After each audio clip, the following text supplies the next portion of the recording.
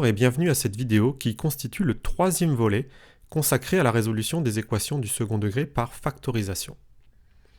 Dans la vidéo précédente, on a vu comment résoudre certaines équations du second degré en factorisant à l'aide d'une des trois premières identités remarquables.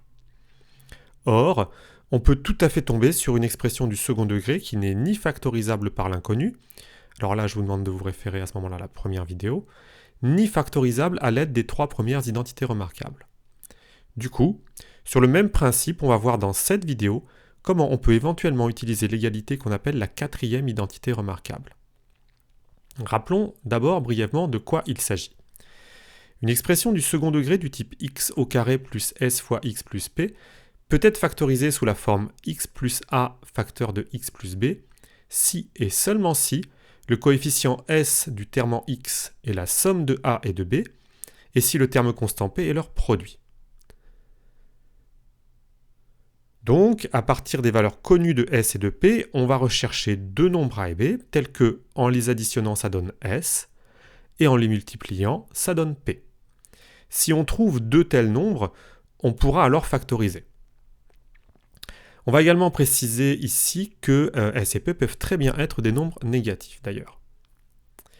Alors, pour bien comprendre comment tout cela fonctionne, rien de tel que de traiter un petit exemple que voici. On se propose de résoudre l'équation x au carré moins 3x moins 28 est égal à 0. D'abord, il s'agit bien d'une équation du second degré. Ensuite, on remarque que le terme constant étant non nul, on ne peut pas factoriser par l'inconnu, et on se rend également compte que cette expression ne correspond à aucune des trois premières identités remarquables.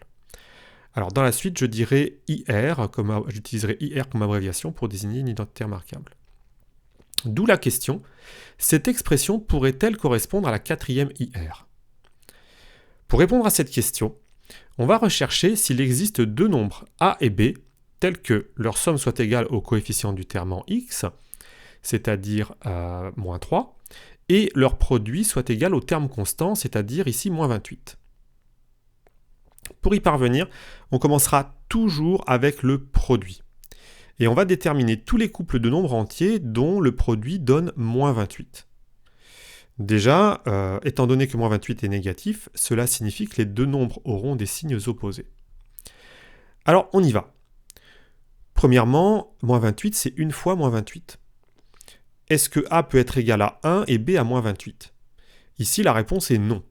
Car si j'ajoute 1 et moins 28, leur somme donne moins 27. Or, on recherche deux nombres dont la somme donne moins 3. On élimine donc cette possibilité, et on poursuit la recherche de décomposition. Moins 28, c'est aussi égal à 2 fois moins 14. Possibilité à exclure à nouveau, puisque leur somme donne moins 12. On continue, on peut décomposer moins 28 en 4 fois moins 7. Et là, la somme de 4 et de moins 7 donne bien moins 3. Et voilà, on a trouvé nos deux nombres a et b, dont la somme est moins 3 et le produit est moins 28. Petite remarque, moins 28 est encore décomposable comme produit d'autres nombres entiers, comme par exemple 7 fois moins 4. Mais sachant qu'il ne peut y avoir au plus qu'un seul couple qui réponde à nos critères, il ne sert à rien de poursuivre la recherche de décomposition. On peut donc conclure que a est égal à 4 et b est égal à moins 7, et donc on peut factoriser x au carré moins 3x moins 28 en x plus 4 facteur de x plus moins 7, ou, si on simplifie l'écriture, en x plus 4 facteur de x moins 7. Eh bien, fort de la factorisation qu'on vient d'obtenir, on va reprendre notre équation de départ. X au carré moins 3x moins 28 est égal à 0, et donc équivalente à x plus 4 facteur de x moins 7 est égal à 0.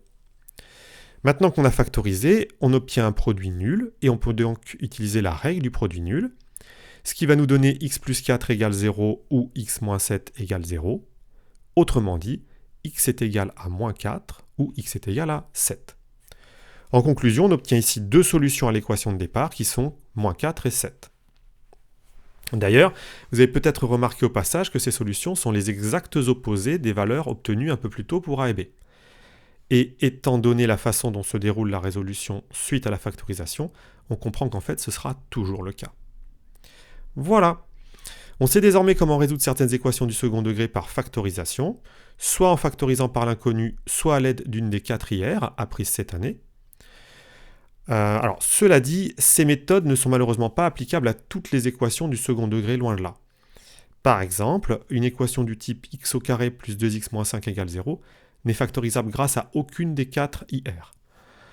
Heureusement, il existe bien une méthode générale qui permet de résoudre toutes les équations du second degré. Oui, vraiment toutes. Et cette méthode sera développée dans la prochaine vidéo. Eh bien, n'oubliez pas que la seule façon d'apprendre les mathématiques, c'est de faire des mathématiques, et je vous dis au revoir.